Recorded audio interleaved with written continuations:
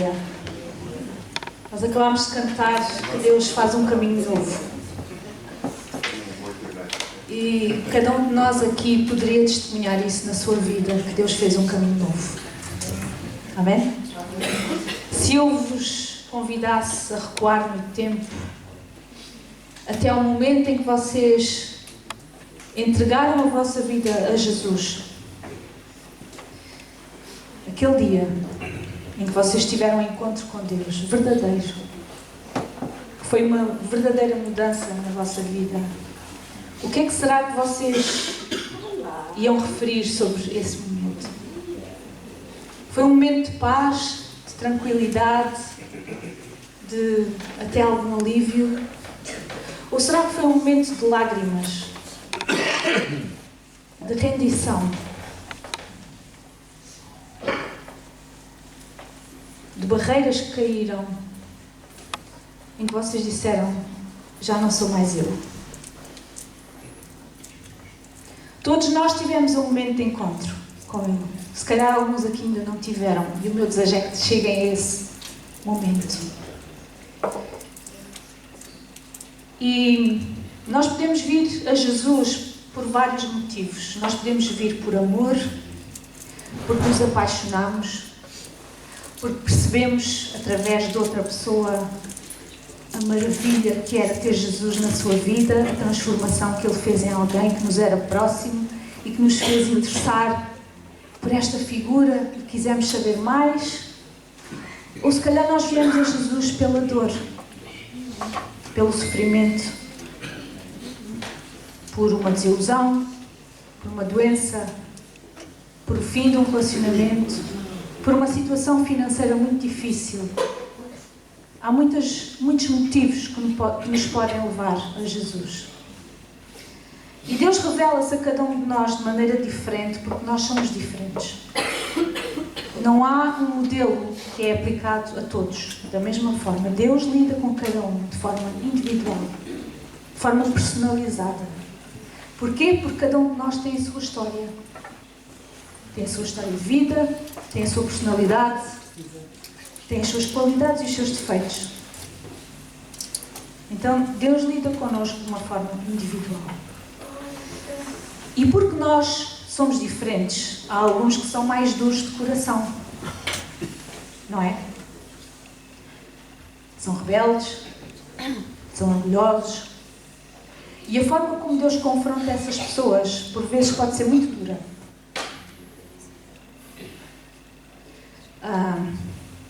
Porquê?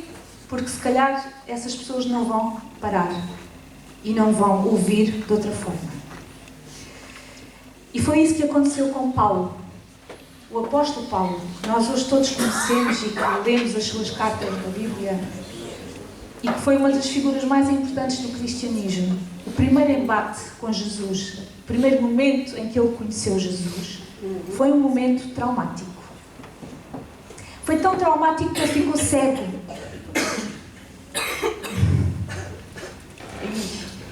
Foi exagerado, Deus, hein? Não foi. Havia um propósito para a queda de Paulo. E é sobre isso que eu quero falar. Uma queda por uma causa. Vamos abrir em Atos 9.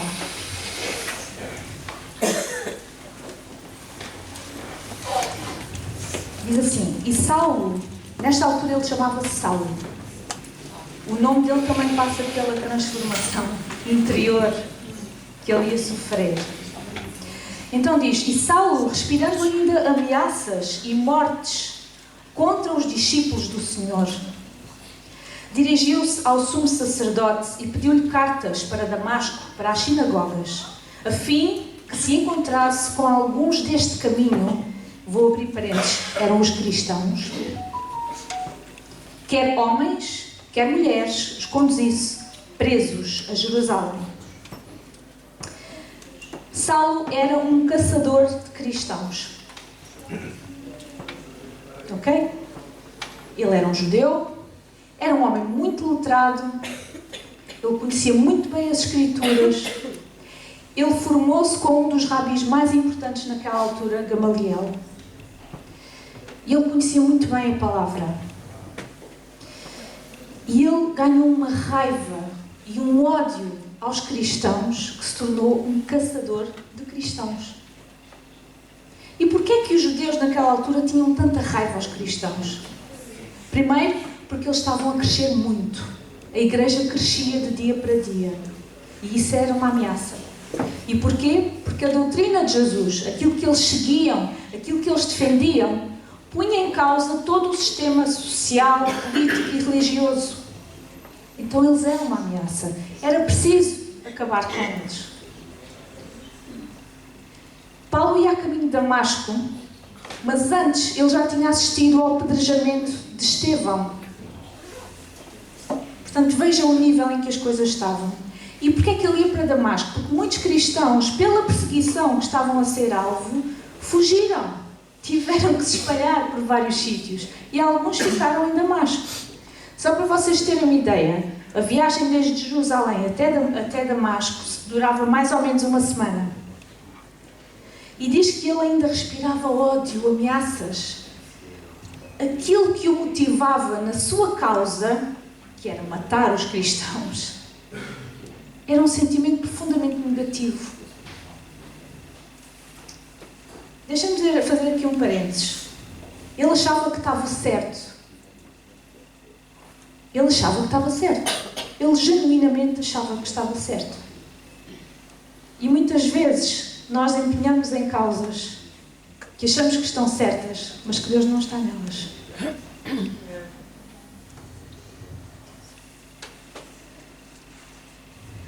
Às vezes Deus não está nessas causas. E sobretudo, se a nossa motivação for um sentimento de ódio, de raiva ou de vingança, eu garanto que Deus não está nessa causa. Garanto. Por mais justa que ela pareça. Então, nós hoje temos esta realidade de vivermos num mundo com muitas causas. Que está muito polarizado. Cada um acha que tem razão. Uns têm a causa dos direitos das mulheres, outros têm as causas, do ambiente. Tanta coisa que está a acontecer. E nós estamos num ponto em que, se eu não concordo contigo, estou contra ti. Vejam como nós estamos. Há uma polarização na sociedade. E isso é muito perigoso. Sabem, uma das bem-aventuranças que está na Bíblia é que bem-aventurados os que têm fome e sede de justiça. Não diz fome e sede de vingança. E às vezes confundem-se estas duas coisas. Mas vamos voltar a Saulo. Ele ia no caminho e aconteceu que, chegando perto de Damasco, estou a ler o versículo 3, subitamente o cercou um resplendor de luz do céu e, caindo em terra, ouviu uma voz que lhe dizia: Saulo, Saulo, por que me persegues? Não há nenhuma referência na Bíblia de que Paulo alguma vez tenha estado com Jesus. Eu não conheço. O encontro que ele teve com Jesus foi este. Houve um clarão no céu que lhe fez uma pergunta direta: por que me persegues? Sabem, às vezes Deus faz-nos perguntas muito incómodas. Como ele fez a Caim. Quando Caim matou Abel, o que é que ele lhe perguntou? Onde está o teu irmão? Uma pergunta incómoda tem muita força. Tem ou não tem? Quantas vezes os vossos filhos vos fizeram perguntas incómodas que vocês não sabiam responder? Uma criança pode nos desafiar muito. É ou não é? E Deus usa muitas vezes as perguntas difíceis para nos fazer parar e pensar. Saulo parou, à força. Era aí que eu queria chegar. Às vezes é à força, lamento. Quando nós insistimos num caminho que não é aquele que Deus tem para nós, Deus vai nos fazer parar à força.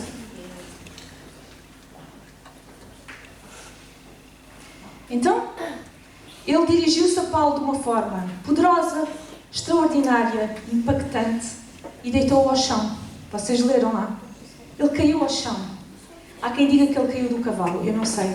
Não diz na Bíblia que ele ia montado num cavalo. Mas é possível. Se ele ia fazer uma distância tão grande, não é? É provável que ele fosse num cavalo. E ele ficou estendido no chão. Vocês já caíram?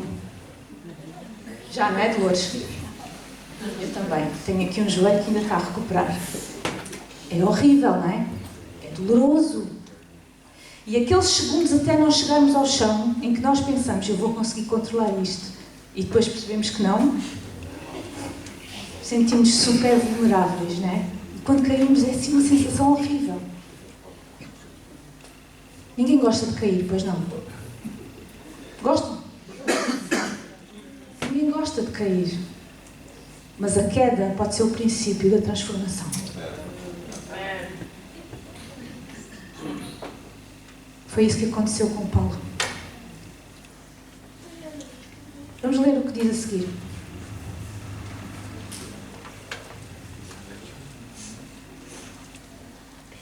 Ele disse: Senhor, no versículo 5, quem és tu, Senhor? E disse o Senhor: eu sou Jesus, a quem tu persegues.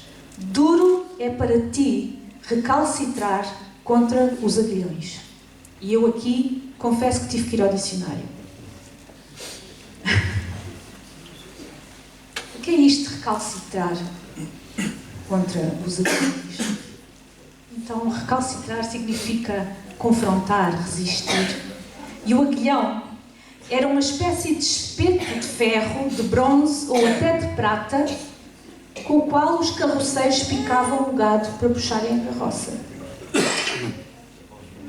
Aquilo que Jesus estava a dizer a Paulo era: não vale a pena lutares.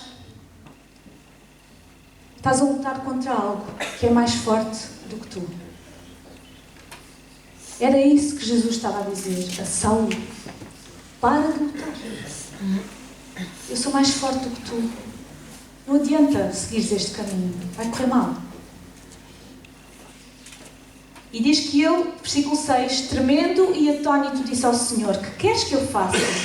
E disse-lhe o Senhor: levanta-te e entra na cidade, e lá te será dito o que te convém fazer. E os homens que iam com ele pararam espantados, ouvindo a voz, mas não vendo ninguém. E Saulo levantou-se da terra e, abrindo os olhos, não via a ninguém. E, guiando-o pela mão, o conduziram a Damasco. E esteve 3 dias sem ver, e não comeu, e não bebeu. Ele entrou em depressão. A experiência foi forte demais. Primeiro, ficou cego. E isto é uma imagem sobre como a cegueira espiritual se transformou em cegueira física também, não é? Era uma imagem que Deus queria, que Jesus queria dar a Paulo da cegueira em que ele estava a viver. Então, este encontro com Jesus deixou Saulo vulnerável. Ele percebeu que era fraco diante do Senhor. E rendeu-se. Rendeu-se. Era demasiado evidente que aquilo estava tudo errado. Durante esse tempo que ele ficou cego, eu imagino o que passou pela cabeça de Saulo. Imaginem, durante 3 dias ficavam cegos. O que é que lhes passaria pela cabeça? O que está a passar comigo? Isto é definitivo?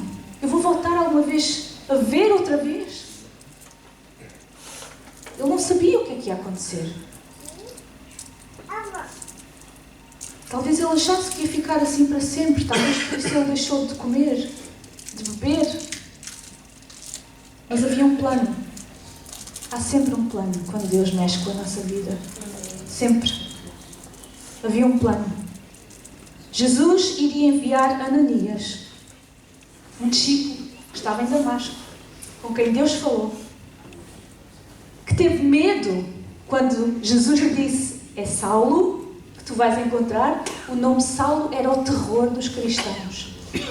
Ele disse: Senhor, Saulo? Ele sabia que podia correr risco de vida. Mas Jesus disse: não, é mesmo aí que eu quero que tu vás. É mesmo com ele que tu te vais encontrar. ele tinha uma mensagem e era este cristão Ananias que ia levar. Ele, Saulo, seria transformado em Paulo e iria ser usado para levar o Evangelho aos gentios. Essa seria a nova causa de Paulo. Então, a queda de Saulo era por uma causa muito maior, muito mais justa. Transformar Saulo no apóstolo Paulo, cujas cartas ainda hoje nos inspiram, a nós cristãos, que temos uma Bíblia e que a lemos diariamente. E eu quero terminar a ler 2 Coríntios 12:9, que diz assim: a minha graça te basta, porque o meu poder se aperfeiçoa na fraqueza.